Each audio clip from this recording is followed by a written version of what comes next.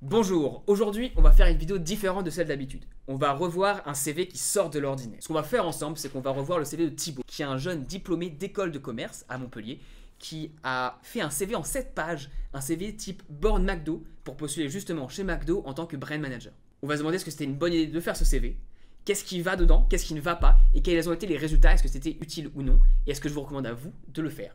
J'ai envie de faire du contenu qui peut à la fois vous divertir et vous intéresser, vous apprendre des choses, en l'occurrence sur l'art de faire un CV, de faire passer son histoire et de réussir à avoir un entretien grâce au CV. Là, on a cette opportunité, le CV de Thibaut a fait plus de 30 000 likes, c'est énorme, et donc on est parti pour regarder ensemble et voir ce qui va, ce qui ne va pas.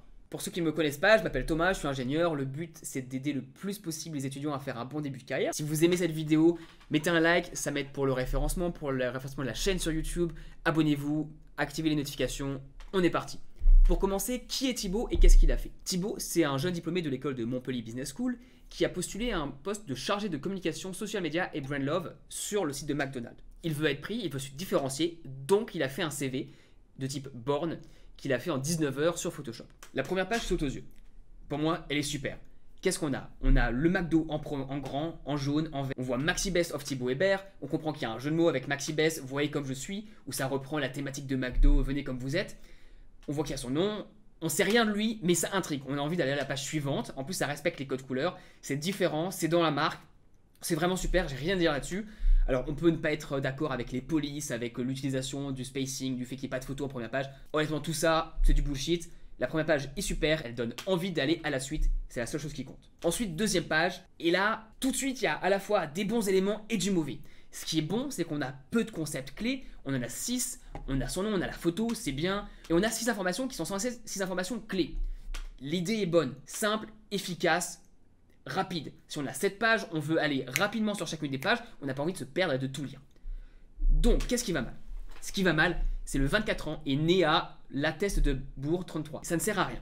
Ça ne sert à rien, pourquoi? Parce qu'en tant que recruteur, lecteur, la première chose que je veux savoir, c'est 1, le poste auquel tu postules, et 2, quelle est ton expérience. Ici, le 24 ans peut être utile, mais c'est pas là où il doit être. Ce qui doit être en premier, c'est le brand manager, qui doit être en haut à gauche dans le sens de lecture français. On commence ici, brand manager. Ensuite, master marketing stratégique. On comprend donc que c'est ce que tu as fait comme étude.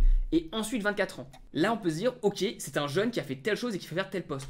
On comprend ce que tu veux faire. Thibaut, je suis très fan de ce que tu fais, mais là, l'endroit où tu es né ne sert strictement à rien. Quelle est la valeur ajoutée que ça apporte à ton CV? Aucune. Donc, tu mets ça à la limite en dernier. Amateur du CBO, tu t'adresses à McDo, ils savent ce que c'est, moi je savais pas, très bien. Ça fait 6 ans que je vis en Australie, donc je sais pas ce que c'est que le CBO.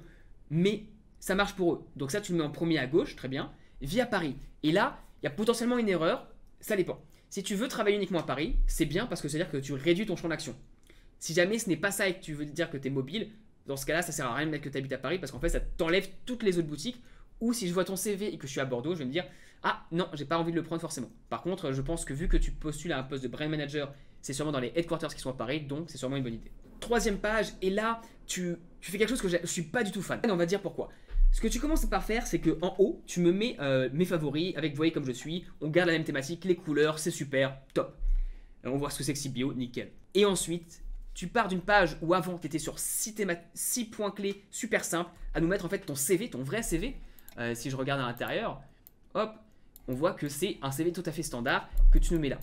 Et ça, je suis pas fan parce que tu pourrais garder cette thématique de 6 points clés qu'en plus tu reprends sur les pages suivantes. Parce que les pages suivantes, c'est 4 points clés, 3 points clés, 5 points clés avec tes compétences en bas et les langues, 6 points clés. Partout, c'est ça. Et là, tu nous repars sur un gros contenu. Et ça, je trouve ça dommage parce que ça casse avec tout ce que tu as fait autour. Et je trouve ça dommage. Bon, après, les couleurs sont respectées, c'est bien. Tu as une sorte de menu roulant à gauche que tu vas reprendre sur les slides suivants, ce qui est nickel. Ça a dû prendre un peu de temps, mais moi, j'aime bien. Après, j'aurais peut-être mis ces icônes plus en avant, avec un meilleur travail sur les couleurs, notamment parce que celle-là, on voit pas que c'est celle-là qui ressort plus, avec un cadre peut-être derrière en plus. Mais bon, ça c'est du pinaillage. Et si on va plus en avant, qu'on lit ce que tu as écrit actuellement là-dedans, il y a des erreurs, il y a plein de problèmes. Par exemple là, International Brand and Content Manager, tu mets International et tu n'as nulle part ici les pays dans lesquels tu as été influent. Donc là, on pourrait se dire qu'il y a la moitié, c'est du bullshit. Ensuite, brand content, brand identity, brand performance, c'est bien, mais tu mets pas assez en avant ce que tu as fait. Tu veux que les personnes, elles lisent rapidement. Comme on l'a dit, un CV de 7 pages, on va pas passer vachement de temps. Donc, pour avoir les idées clés qui ressortent, tu devrais mettre ces mots-là ici, brand content, brand identity et brand performance en gras en avant. Pareil pour lancement de produit, test de produit dans l'expérience suivante, Ensuite, tu nous mets des majuscules pour les villes, ce qui n'apporte strictement aucune valeur par rapport au boulot que tu veux faire. Enlève-les, ça ne sert strictement à rien. Si tu veux mettre quelque chose en majuscule, ce sont des éléments que tu veux mettre en avant, c'est-à-dire le fait que tu as fait du brand management, le nombre d'années d'expérience que tu as, les équipes dans lesquelles tu as travaillé, le chiffre d'affaires de l'entreprise, ce genre de choses. Là, tu as d'autres erreurs, par exemple, tu mets Jan, juillet. Ça nous donne plus de valeur que tu nous dises combien de temps tu as travaillé dans l'entreprise plutôt qu'on ait besoin de faire le calcul. Parce que là, tu me fais perdre du temps alors que déjà, on est sur un CV dont le but c'est d'aller rapidement à travers. Donc, ça, pas du tout un grand fan. Ensuite, quatrième page, au Monopoly, je vole la banque. Nouvelle page sur les formations, donc c'est-à-dire ton éducation. Et là, je suis pas fan non plus parce que c'est confus. Bon, heureusement que tu mets ton master en haut à gauche pour qu'on voit ce que tu as fait en dernier. Master PGE, marketing stratégique. Alors PGE, qu'est-ce que ça veut dire? Je n'en sais rien. Je pense pas que ceux qui le lisent non plus. Échange international, en quoi? Qu'est-ce que ça fait? Il faut que tu mettes en avant tes formations de brand manager parce que là, il n'y a rien qui mette en avant le fait que tu as fait une éducation qui est dans tout ce qui est branding, communication. Tu mets juste marketing stratégique. Mets plus en avant les formations, le contenu, les cours que tu as fait en rapport avec le brand management parce que c'est ça que tu veux vendre. Et en haut, je ne suis pas du tout fan du au Monopoly, je vole la banque. Alors, est-ce que c'est un slogan de McDo? Je ne sais pas. Le fait d'avoir je vole la banque, je trouve que c'est une connotation négative. Si jamais c'est autre chose et qu'il y a vraiment un slogan de McDo avec je vole quelque chose, pourquoi pas? Écoute, dis-le moi, que ceux qui regardent cette vidéo me le disent en commentaire. La page après, déjà un peu plus fan parce que c'est plus simple à lire. Team Pomme Frites, très bien. Responsable de communication, serveur en restaurant les week-ends, BAFA, très bien. Ici, on va avoir une lecture diagonale très rapide, c'est super. La page compétences, je la trouve très bien. Tu mets les 4 langues que tu parles très rapidement avec le niveau, c'est clair. Tu mets 5 compétences informatiques, vraiment, rien à dire là-dessus. La page suivante, les desserts, loisirs.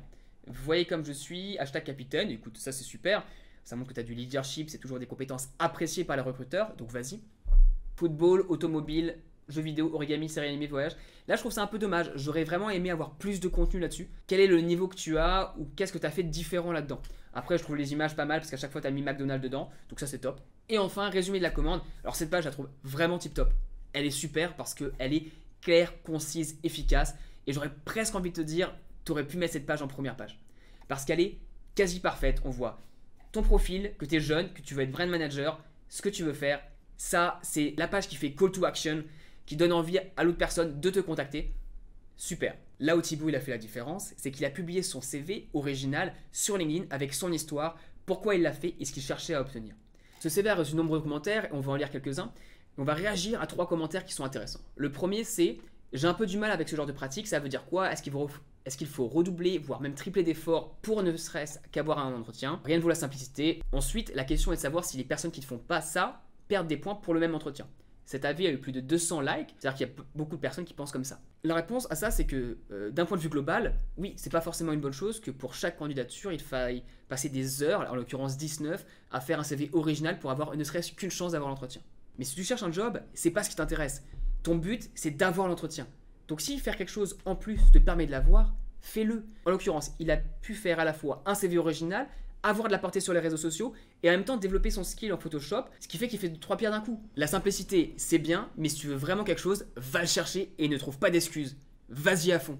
Je vais réagir sur 2 autres commentaires. Le premier, c'est celui de Jérôme Poilly qui dit que le CV est top en termes de design, mais que la dernière expérience est trop mise en avant et que le phrasage de ce qu'il a fait, des missions qu'il a réalisées, est trop embelli. En effet, quand on lit, il y a écrit « Élaboration de la stratégie marketing internationale de la marque ». C'est beaucoup trop grand. On sait très bien qu'à 24 ans, tu n'as pas pu faire ça tout seul. Donc il faut privilégier d'autres mots. Soit mettre le terme collaborer, ce que Thibaut répond à ce commentaire, ce qui est une bonne chose.